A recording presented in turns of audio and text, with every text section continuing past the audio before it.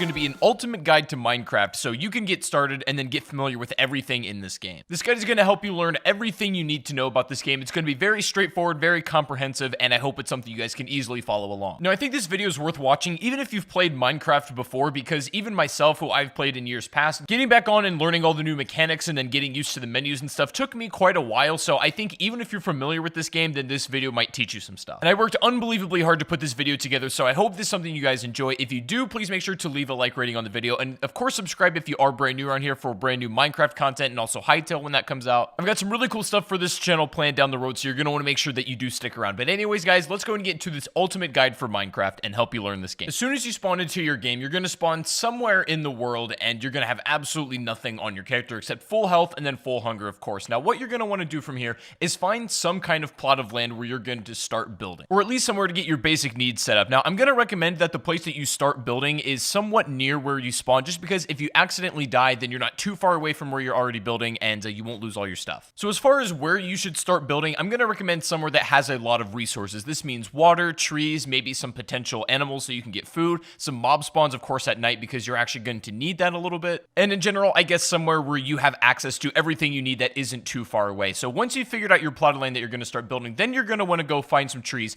and get wood. Now, you're definitely going to want a little bit of wood, especially when you're starting out, because you're going to need to build a crafting table first of all, and then you're also going to probably want enough to make some sort of little structure, at least for the first night, as you're not going to have a whole lot on your hands because you only have a very limited time to start building this stuff. But once you have some wood, then you can start building your crafting table. Now, this is the most fundamental item you need to build everything else in the game. So you're going to take your wood that you got from the trees, and then you're going to go ahead and build some planks. And you can do this by putting it inside the 4-square grid that's right by your character. And once you have all of your planks built, then you can go ahead and then put them back in that 4-square into a pattern that looks like this, and it should build your crafting table. Pretty straightforward, pretty easy. Now, from here on out, as soon as you place your crafting table down on the ground somewhere, you now have access to all of the craftable items in the game, and the recipes for all these items can be found in this green book, or if you know them by heart, then you won't need the book. Now, as soon as you got this crafting table built, the first item that you're going to want to build yourself, the very first thing you want to go for is a wooden pickaxe. And this is pretty simple to build. You're going to want to make sticks, which is very simple from your planks, and then putting these together in the crafting table just like this should make yourself the wooden pick. Now, this is going to be your very first starter item, and it's going to help you get access to cobblestone. Now, it's going to come back into play what I said at the beginning of the video of being in an area where you have access to resources, and this includes some kind of cave, or at least somewhere where you can get cobblestone pretty easily. Now, if you cannot find it just anywhere around,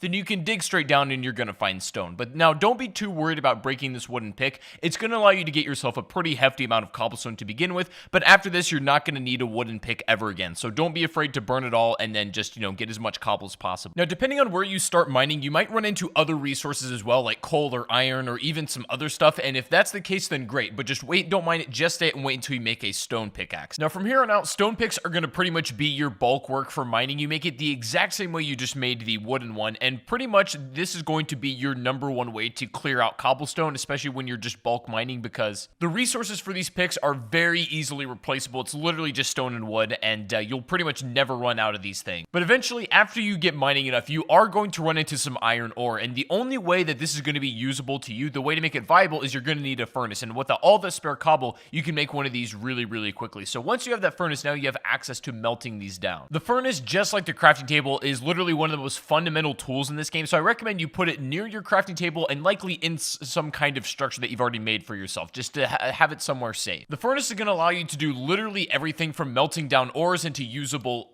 items, and then also cooking food, which is going to give you much more energy than if you were to eat it raw. Sometimes when you're at this point in the game, that's the only thing you have available, and you got to do what you got to do. So it's not like there's never going to be a situation where you have to eat raw meat or you have to eat the rotten flesh in Minecraft, but ideally you want to have it cooked because it's just going to net you a lot more energy and health. So at this point in the game, it's important to protect the resources that you have and then really start to build up where you're going to be staying. Now, what I recommend you do is stock up on a lot of food and then also make a ton of resources in order to build some kind of house. Like normally I just build it out of wood. It's very mobile and you can use this for a lot of things. For example, if you have an excess amount of wood and you're using your furnace and you just don't have enough coal in hand, you can actually burn wood. It doesn't burn nearly as well as the coal does and not for as long at all, but it's still an option if you don't have any at hand. And while you're doing this, it's worth melting down all the iron ore that you have in order to get the ingots because you're going to use these a little bit later on. And for your makeshift safe house, you're just going to want to have something that's tall enough that mobs aren't going to jump in while you're doing this kind of stuff, so maybe 3 or 4 blocks high will be just fine. And of course, another important thing is you should definitely think about making making a stone hoe in order to make an infinite source of food, essentially. Now, I wouldn't waste iron on doing this because, again, these are easily replaceable. You can use wood if you really want to as well. But having a stone hoe and starting out with some wheat seeds that you can get from breaking grass is going to be really beneficial. And also something I strongly recommend is you make a bed at this point, especially if this is where you want to make your spawn point be, because every time you die, instead of spawning where you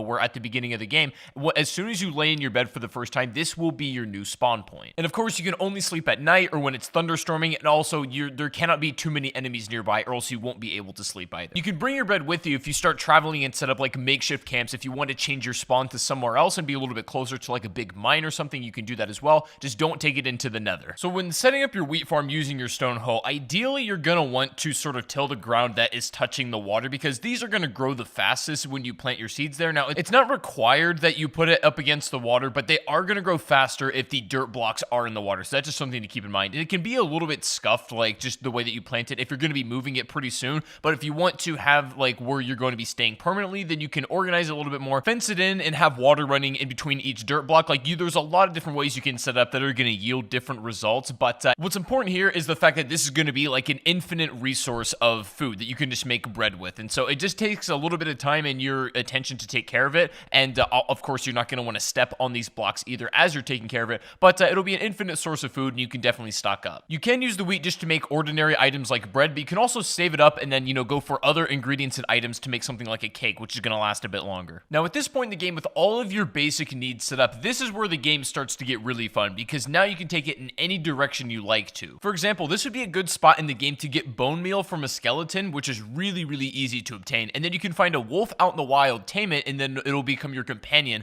for as long as it's alive. There are countless animals that you can become friends with, and since I got on this game after the update, there's a bunch of new animals that I've never seen before, and that was really cool to see. The advantage to having a wolf, though, is that they'll follow you, especially when you're out in battle, and they'll attack whatever you're attacking, so they're definitely like an extra help in that regard. Or you could also take this opportunity, since maybe you don't have the biggest house and the biggest setup yet, you could basically take down everything and bring it with you, and then you could go off on your own adventure, maybe find a bigger cave to mine and go for diamonds and gold. What I typically like to do at this point in the game is just make sure that I have like a steady stream of resources coming in, and that includes iron, coal, that includes food, basically everything that's going to keep you alive and keep you advancing, and then also start making moves towards getting some of the rare items in the game, like getting diamonds, and then of course obtaining obsidian. Now, after getting the obsidian material, this is where the game starts to get a little bit more advanced, and at this point in the game, if you made it this far, then you're probably already familiar with most of the mechanics, and you can pretty much run with it for yourself. And to obtain obsidian, you're going to have to do some pretty extensive mining, so you're going to want to make sure you're well prepared for this. This includes having a ton of torches, a bunch of stone and iron pickaxes, and definitely some swords and armor, which is definitely recommended. When you're trying to mine obsidian, what you're going to notice is when you first come across it, unfortunately, you are not actually able to mine this with your iron pick. You're going to require a diamond pick, and that's going to at least require you to dig far enough down where you're at diamond level, and of course obtain enough to where you can actually build a pick itself. And so you can also make obsidian if you get a lava bucket, and then you can do it your own with water, but I find it easier just to kind of dig down for it because it's not that hard to come across. And if you run into the situation where you haven't found diamonds by the time you come across obsidian, what I normally do is cut around where I found the obsidian, and eventually you're probably going to run into diamonds, so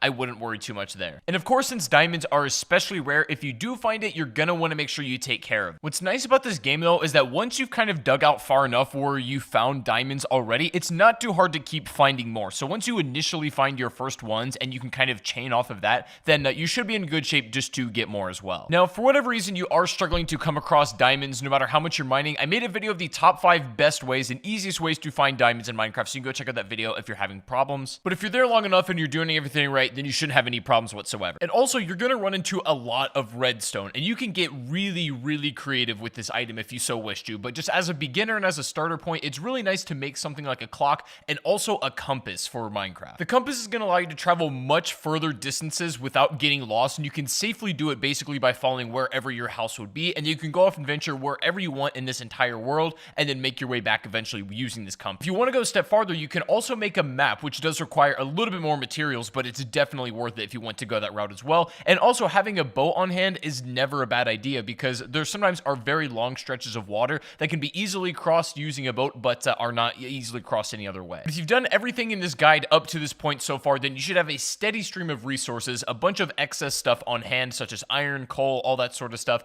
and then you should have all of the basic tools you need to travel anywhere you like, and then a decent house set up setup as well. And from this point, you pretty much have the freedom to take the game anywhere you like to. You can take your obsidian and set up a nether portal and then go down that rabbit hole. And if you so wish to, you can work your way all the way up from this point on, all the way to the Ender Dragon if you so wish to go that route, or you can just, have fun, explore, play a little bit more casual route, and just enjoy the game. Either way, this guide was set up to facilitate both styles of play. You can just have fun and just casually play the rest of the match however you like, or you can go for the Ender Dragon and then finish the progression of the game. Either way is going to work, but now you have the tools to go in any direction you like. So anyways, guys, that is going to be the ultimate guide to getting set up in Minecraft in 2019. I hope you guys did enjoy. If you did, please make sure to leave a like, rating, subscribe if you are brand new, and let me know down below in the comment section if there's anything in specific you would like to see me make a video on. I'm going to have some videos about shaders and mods here pretty soon, so stick around for the exciting stuff. But I did want to get this guide out there for a lot of people who are just jumping back into Minecraft after a long time, or maybe have never played this game before and are just wanting to get a grip on and understanding on everything. But let me know your guys' thoughts in the comment section down below.